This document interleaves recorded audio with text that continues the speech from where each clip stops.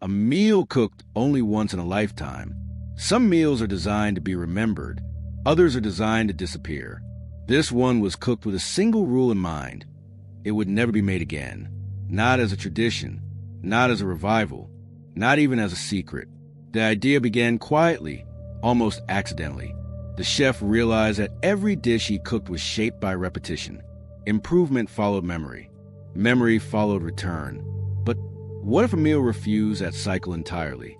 What if it existed only once, fully, deliberately, and then vanished? The question unsettled him. Today, dining is built on reproducibility. The best meals are the ones you can revisit, photograph, compare, recommend. But long before restaurants promised consistency, meals were events bound to moment, season, and circumstance. They happened once, then lived only in memory. To understand why this meal mattered, we have to understand what repetition has taken from how we eat. The chef chose a date without telling anyone why. Invitations were sent carefully, without explanation. No menu was shared. Guests were told only this: arrive open and do not expect to return to the same meal again. Some declined immediately. Others accepted, curious but uneasy. In the days leading up to the dinner, the chef felt an unfamiliar tension. There would be no adjustments after feedback, no refining based on reaction.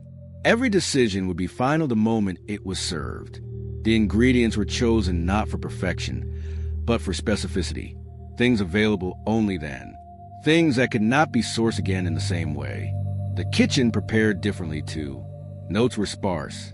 No backups planned. The staff understood that mistakes would not be corrected later. This was not rehearsal. It was arrival. When the guests entered the dining room, they sensed it immediately. The room felt heavier, quieter. Phones were set aside without instruction. Conversation softened.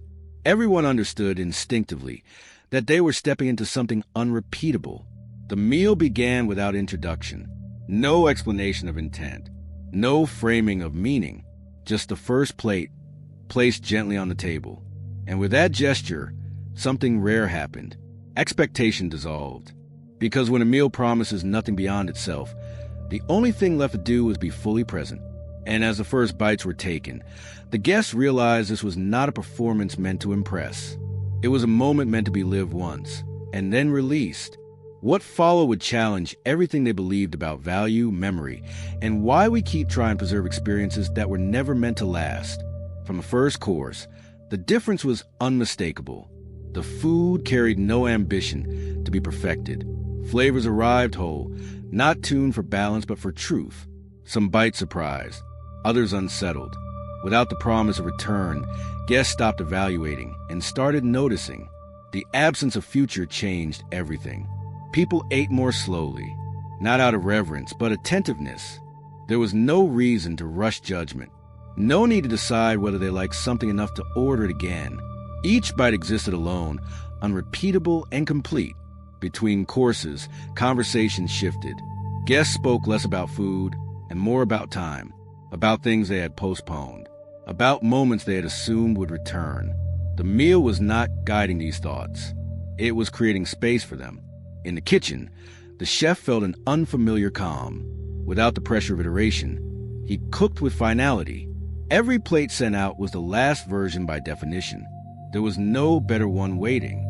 That acceptance sharpened his focus. Nothing was casual. Nothing was deferred. One dish in particular landed heavily. It used an ingredient the chef had never served before and would never serve again. It was chosen not for rarity, but for timing, a product of weather, chance, and access that could not be recreated. The chef watched the room as guests tasted it, sensing they understood this without being told. Some guests closed their eyes briefly. Others paused, unsure how to react. No one spoke immediately. The power of the meal did not come from spectacle. It came from knowing that nothing here would be refined, documented, or revived. The meal asked guests to let go of ownership, to experience without the safety of repetition. But not everyone was comfortable with that. A guest asked quietly if any of the dishes would appear again in the future. The chef answered honestly. The word landed with weight, because in that moment, the meal stopped being about food entirely. It became a confrontation with impermanence.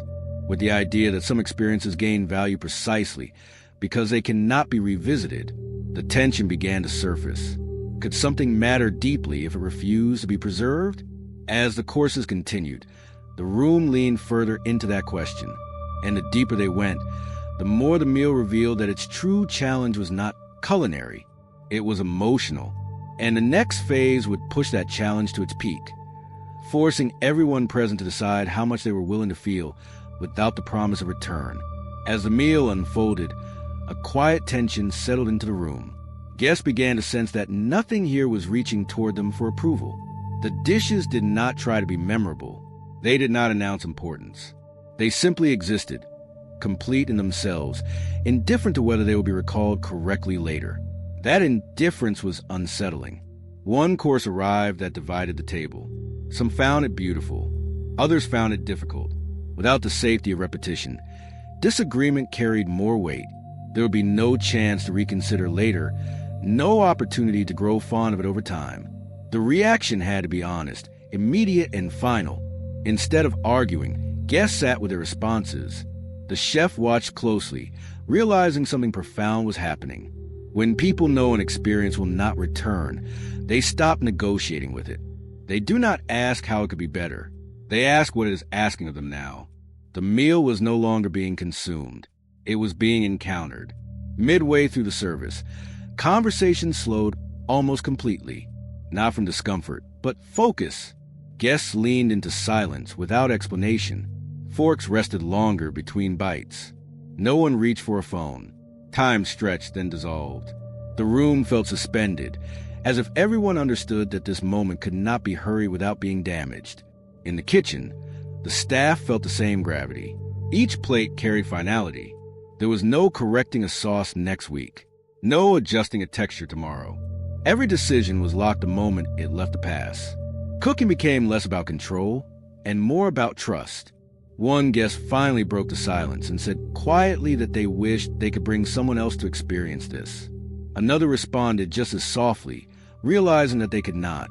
The realization landed like a small grief, not because the meal was ending, but because it would never exist again in this form. That grief was part of the design. The chef had understood something most creators avoid. Preservation can dull intensity. Repetition can turn wonder into familiarity.